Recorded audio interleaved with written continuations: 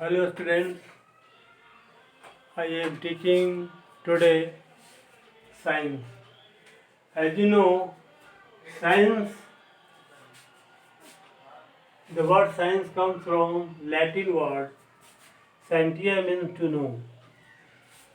Science जो word है Latin word scientia से आया है, इसका मतलब होता है जानना.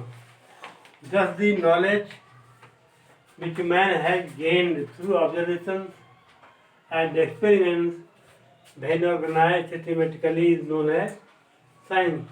साइंस का मतलब है कि किसी चीज का ऑब्जर्वेशंस और एक्सपेरिमेंट से जो ज्ञान प्राप्त होता है उसको सिस्टमेटिकली सजाना. इसके बाद science has many branch like physics, chemistry, biology etc. These are the branch. Then physics. What is physics? I am teaching you the subject physics. तो इसको पहले मैं इसको डिफाइन कर दूं. It is the branch of science it deals with nature and natural phenomena. यानी आपके around us natural घटना घटता है, जो प्रक्रिया होती रहती है, वो फिजिक्स में पढ़ा जाता है. और physics is a word comes from Greek word physios which means nature. तो अब हम स्टार्ट करते हैं चैप्टर जिसका नाम है motion. This is the first chapter of science of physics.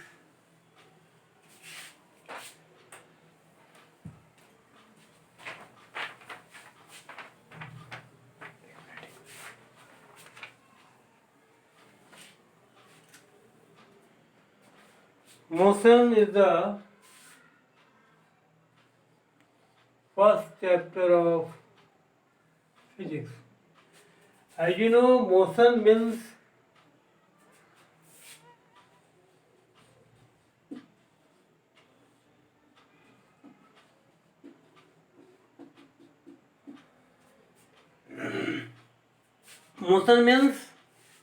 किसी वस्तु का अपनी स्थिति को बदलना समय के साथ. कह सकते हैं कि if a body change its position as time passes then body is called in motion. Motion को हम ऐसे डिफाइन कर सकते हैं. If a body change its position as time passes, time बीतने के बाद उसकी स्थिति बदलनी चाहिए. जैसे एग्जांपल के लिए हम ले लेते हैं कि जैसे एक रोड है,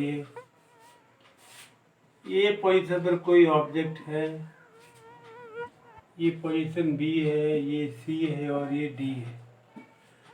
तो बीसी ये ऑब्जेक्ट अभी ये पोजीशन, मान ली टाइम हो रहा है 6 AM. आफ्टर 7 AM ऑब्जेक्ट का पोजीशन बी हो जाता है, 8 AM पोजीशन सी हो जाता है और डी पर 9 AM में आपका पोजीशन. तो हम क्या देख रहे हैं कि हमारा जो ऑब्जेक्ट है वो टाइम के हिसाब से पोजीशन को चेंज कर रहा है. तब कहेंगे कि ये जो बॉडी है किसमें है, मोशन में है. और इसका रिवर्स रेस्ट है. रेस्ट कहेंगे कि when a body does not change its position at time passes then body is called in rest. When a body does not change its position as time passes, तो हम कहेंगे कि वस्तु object rest में है. Example के लिए suppose this is the straight road and object is here A position B C and D. हम देखते हैं कि वस्तु जो ऑब्जेक्ट है मेरा 6 AM में भी यहीं पर है, टाइम 7 AM भी हो गया तो भी इसी पे है। मतलब यहाँ टाइम पास कर रहा है लेकिन इसकी स्थिति नहीं बदल रही है। तो हम कहेंगे कि यहाँ पे बॉडी क्या है, रेस्ट में है। तो आप कोई समझ में आ गया होगा कि रेस्ट और मोशन में क्या डिफरेंस है। रेस्ट में पोजीशन नहीं बदलता है और मोशन में पोजीशन बदल जाता है। इसके बाद अगला जो टॉपिक है कि motion is relative. Motion absolute नहीं होता है। रिलेटिव का मतलब हुआ कि एक ही वस्तु किसी के अगेंस्ट मोशन में है और किसी के अगेंस्ट में रेस्ट में है। Motion is relative. सपोज कि आप ये गया का प्लेटफॉर्म में मान लीजिए और आप यहाँ ट्रेन लगी हुई है, कंपार्टमेंट है, इंजन हो गया। सपोज आप यहाँ बैठे हुए हैं यहाँ पे, तो यहाँ आप कंपार्टमेंट जो है इसके वॉल से, इसके रूट से, इसके फ्लोर से, इसके अपेक्षा आप रहते हैं क्योंकि आपका पोजीशन चेंज नहीं हो रहा है। लेकिन जब आप गया से आगे बढ़ते हैं, प्लेटफॉर्म छोड़ते हैं पटना की ओर मान लीजिए, तो आप प्लेटफॉर्म गया, प्लेटफॉर्म से की आपकी दूरी बराबर की स्थिति क्या हो रही है, चेंज हो रही है। इसलिए आप कंपार्टमेंट के वॉल, फ्लोर और ये रूफ से आप रेस्ट में हैं, लेकिन प्लेटफॉर्म से अपेक्षा क्या है, मोशन में है। तो एक ही वस्तु की स्थिति जब अलग अलग होती है, किसी के अपेक्षा रेस्ट, किसी के अपेक्षा मोशन, तो हम कहते हैं कि मोशन इज रिलेटिव। नेक्स्ट जो टॉपिक है वो है डिस्टेंस। डिस्टेंस और डिस्प्लेसमेंट दोनों दो चीजें। फर्स्ट है डिस्टेंस। सपोज ये आपका फर्स्ट पॉइंट है, कोई ऑब्जेक्ट बी तक पहुंचता है और मान लीजिए कि ये सपोज ये डिस्टेंस, इसमें क्या होगा कि हम ये पूरा कवर करेंगे, यानी डिस्टेंस हो जाता है आपका, डिस्टेंस इज द एक्चुअल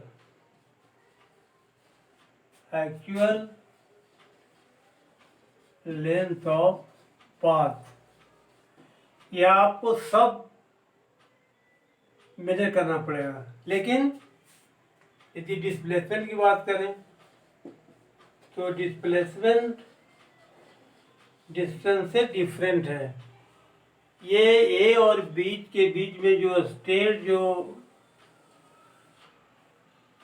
जो मेजरमेंट होगा वो होगा displacement. It is the shortest measurement between A and B। ये आप कह सकते हैं इनिशियल और फाइनल पॉइंट के बीच की दूरी। तो यहाँ पर डिस्टेंस और डिस्प्लेसमेंट का भी इक्वल हो सकता है। जैसे सपोज कीजिए कि कोई ऑब्जेक्ट विदाउट डायरेक्शन बदले हुए स्पीड जाता है, और तो यहाँ पे क्या कहेंगे कि डिस्टेंस भी सेम ही मान लीजिए 5 किलोमीटर है, तो डिस्टेंस भी हो जाएगा 5 किलोमीटर और डिस्प्लेसमेंट भी हो जाएगा 5 किलोमीटर। लेकिन यदि वस्तु यहाँ से रिटर्न हो जाता है वापस ए पर, तो डिस्टेंस डबल हो जाएगा 10 किलोमीटर, लेकिन डिस्प्लेसमेंट 0 हो जाएगा। Example, a body cover distance from A to B, a straight. Here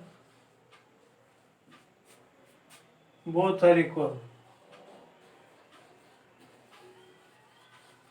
यहाँ पर डिस्प्लेसमेंट और डिस्टेंस दोनों इक्वल होगा, लेकिन यदि ऑब्जेक्ट रिटर्न होता है बी से ए की तरफ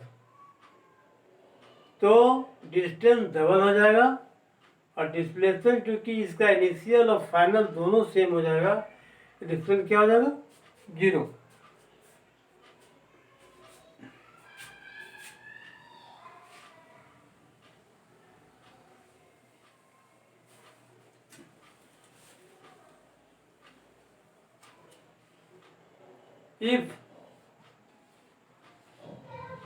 If a body returns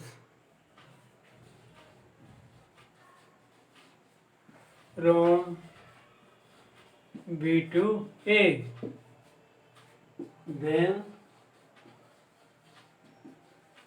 distance is equal to 5 plus 5. 5 plus 5 equal to 10 kilometer. But displacement is 0. क्यों 0 है? क्योंकि ऑब्जेक्ट का इनिशियल पॉइंट और फाइनल पॉइंट दोनों सेम है. Because initial and final point are same.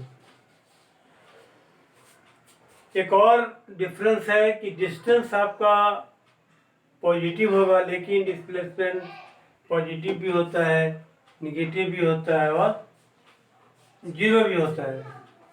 तो आप ये तो देख लिए कि यदि ए से बी तक जाता है तो आपका डिस्प्लेसमेंट डिस्टेंस दोनों इक्वल होगा, लेकिन जब यहाँ रिटर्न हो जाता है डिस्टेंस डबल हो जाता है और डिस्प्लेसमेंट 0 हो जाता है. अब मैं समझाता हूँ कि डिस्प्लेसमेंट कैसे निगेटिव होता है.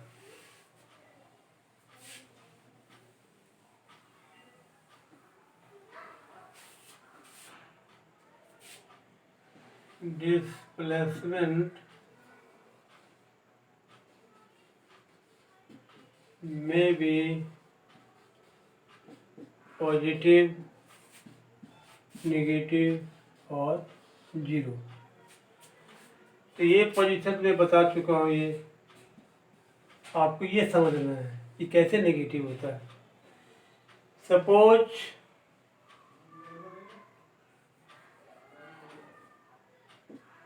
One kilometre, 2 kilometre, 3 kilometre.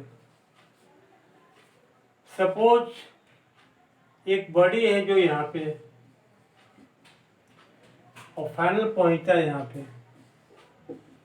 इस हाल में क्या हो गया? Displacement 3 kilometre minus 1 kilometre, final minus initial distance 2 kilometre आएगा जो कि पॉजिटिव है. अब इसी को हम उलट देते हैं कि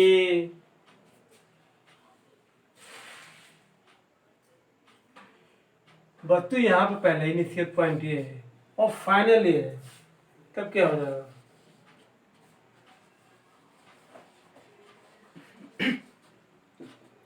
वन किलोमीटर माइनस 3 किलोमीटर तो हो जाएगा माइनस 2 किलोमीटर. तो डिस्प्लेसमेंट पॉजिटिव भी हो सकता है, नेगेटिव हो सकता है, 0, लेकिन डिस्टेंस केवल और केवल पॉजिटिव में होगा, नेगेटिव नहीं होगा. अब इसके बाद है इसका डिस्टेंस का डिफिनेशन, डिस्टेंस का डेफिनेशन हम लिख सकते हैं, body cover per unit time is called distance. Distance when a body covers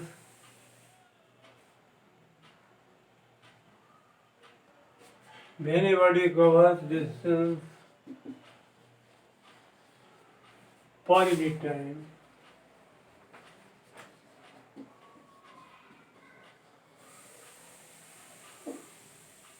is known as distance. Its SI unit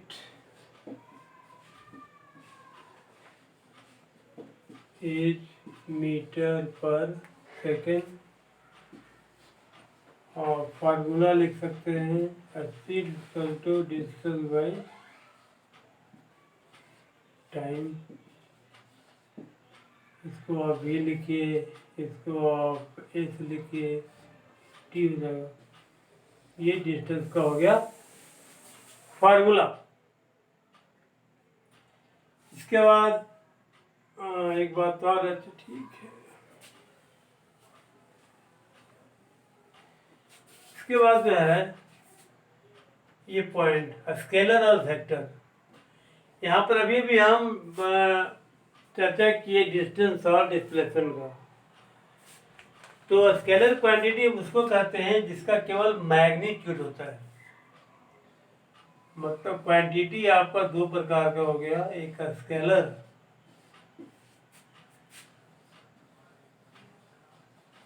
और दूसरा हो गया वेक्टर। तो स्केलर क्वांटिटी जो होता है ये आपका वेक्टर क्वांटिटी है। इट हैज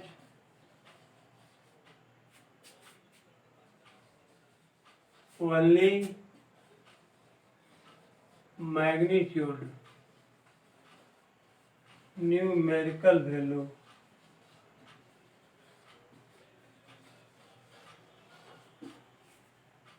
जैसे हम कहें कि कोई ट्रेन 5 किलोमीटर पर आवर की स्पीड से चल रही है, तो यहाँ केवल हमको न्यूमेरिकल वैल्यू मालूम है, यहाँ पर कोई डायरेक्शन नहीं मालूम है कि ईस्ट में जा रहा है कि वेस्ट में जा रहा है कि नॉर्थ में जा रहा है।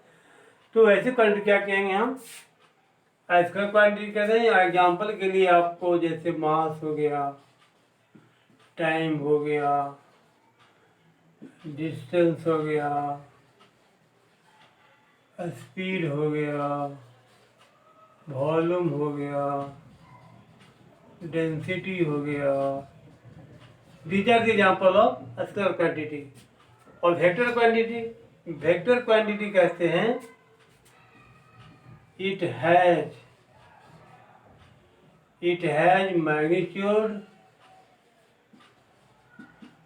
Magnitude and direction.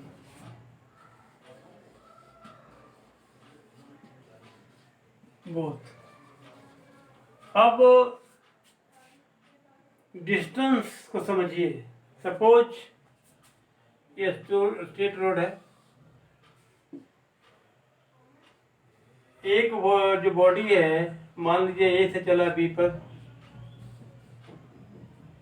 2 किलोमीटर, फिर बी से बढ़ा आगे सी पर 1 किलोमीटर। तो डिस्टेंस को सिंपली हम जोड़ देते हैं 2 किलोमीटर प्लस 1 किलोमीटर, इससे मैथमेटिक में जोड़ते हैं। लेकिन वेक्टर ऐसे नहीं जुड़ता है। वेक्टर का जोड़ने का अलग रूल है जिसको ट्रायंगल रूल बोलते हैं। जैसे सपोज कीजिए कि कोई ऑब्जेक्ट है और यहाँ से नॉर्थ गया 1 kilometre, A to B 1 kilometre. इसके बाद 1 किलोमीटर चला जाता है ईस्ट, 1 किलोमीटर। तो हमको यहाँ पर क्या चाहिए, ए की दूरी। तो ये क्या हो जाएगा, यही हो जाएगा ए बी का स्क्वायर प्लस बी का स्क्वायर।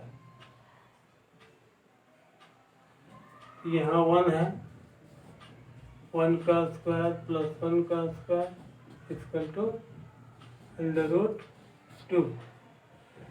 तो इस प्रकार से हम यहाँ ट्रायंगल या पाइथागोरस फार्मूला से हम वेक्टर निकालते हैं। तो ये स्केलर बहुत डिफरेंस है, और इसमें मैग्नीट्यूड, डायरेक्शन, इसमें स्पीड घटेगा तो बदल जाएगा, बढ़ेगा तो बदल जाएगा, लेकिन ये वेलोसिटी को बदलने के लिए या वेक्टर क्वांटिटी को बदलने के लिए मैग्नीट्यूड बदलेगा तो ही बदल जाएगा, डायरेक्शन बदलेगा तो ही बदल जाएगा, या दोनों बदलेगा तो ही बदल जाएगा। तो वेक्टर क्वांटिटी को चेंज करने के लिए 3 condition, magnitude, direction and magnitude and direction both. इसका एग्जांपल आपका वेलोसिटी है, आपका डिस्प्लेसमेंट है,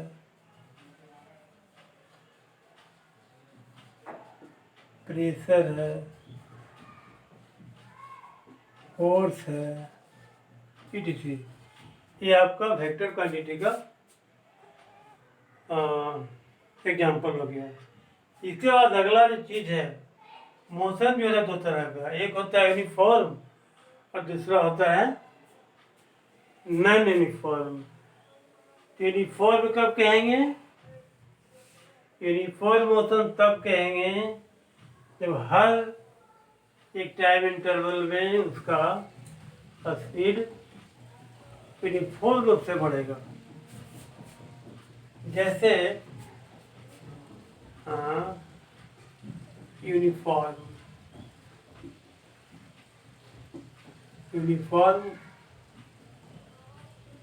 मोशन। सपोज कीजिए कि एक रोड है, ये कोई व्हीकल है, ये कोई गाड़ी है, यहाँ पर इसका स्पीड है मान लीजिए 2 किलोमीटर पर आवर। अब यहाँ पे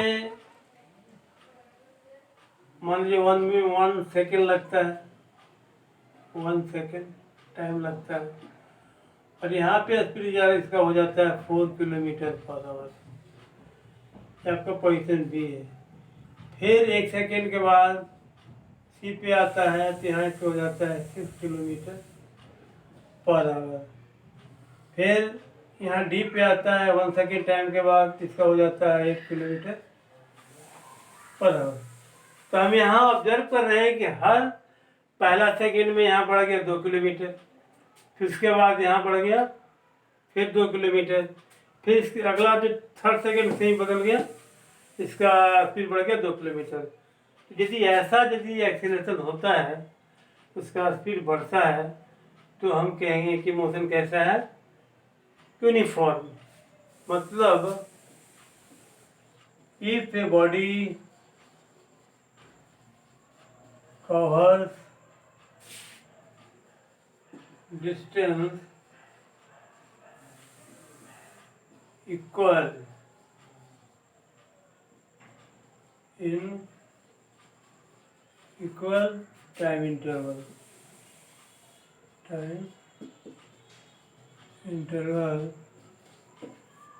is known as uniform motion. आपको एग्जाम्पल से पहले समझा दिया, समझ गए होंगे। उसके अगला जो है नॉन यूनिफॉर्म। नॉन यूनिफॉर्म में भी हम इसी एग्जाम्पल से आपको यही भी समझाते रहे। सपोज कीजिए कि ए पर यहाँ व्हीकल है और यहाँ बी पर हो गया 4 किलोमीटर, अगला सेकेंड में ही हो जाता है मान लीजिए 8 किलोमीटर पर आवर, ये हो जाता है 12 किलोमीटर पर आवर। यहाँ देखते हैं पहला सेकेंड में 2 किलोमीटर बढ़ गया, अगला दूसरा सेकेंड में यहाँ पर 4 किलोमीटर बढ़ गया, तीसरा सेकेंड में यहाँ 4 किलोमीटर बढ़ गया। तो हम यहाँ देख रहे हैं कि समय तो इक्वल है, लेकिन डिस्टेंस इक्वल कवर नहीं हो रहा है। तो यहाँ कहें कि यहाँ जो गाड़ी का जो व्हीकल का जो स्पीड है वो यूनिफॉर्म नहीं है, यानी non uniform motion is that in which a body covers unequal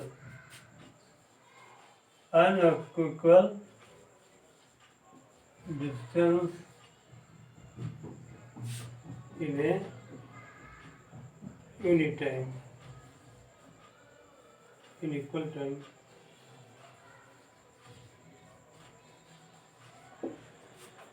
तो ये हो गया यूनिफॉर्म और ये नॉन यूनिफॉर्म। और उसके बाद स्पीड और वेलोसिटी। तो स्पीड और वेलोसिटी में अंतर है। स्पीड है आपका स्केलर क्वांटिटी है और वेलोसिटी आपका वेक्टर क्वांटिटी है। Speed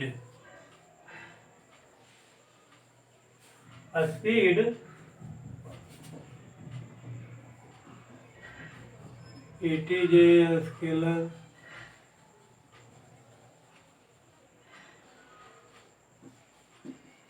quantity. Its unit is meter per second. It has only magnitude। इसको पहले भी समझा चुके हैं।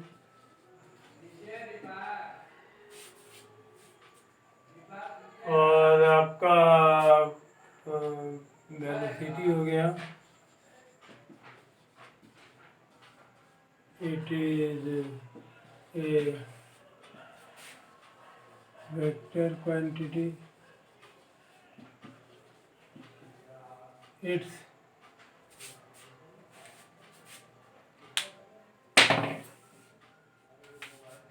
unit is also meter per second।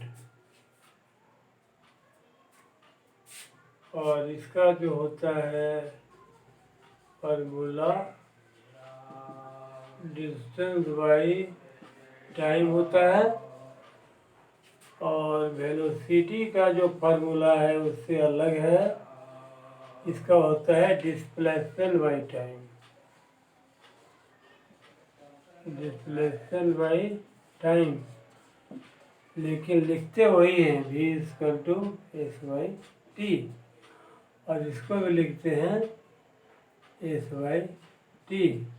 लेकिन ध्यान दीजिएगा, यहाँ डिस्प्लेसमेंट है और यहाँ डिस्टेंस है। तो नेक्स्ट क्लास में इसके आगे ये आपका पहला क्लास हो गया मोशन का। और नेक्स्ट क्लास में हम लोग मिलेंगे फिर नया टॉपिक के साथ।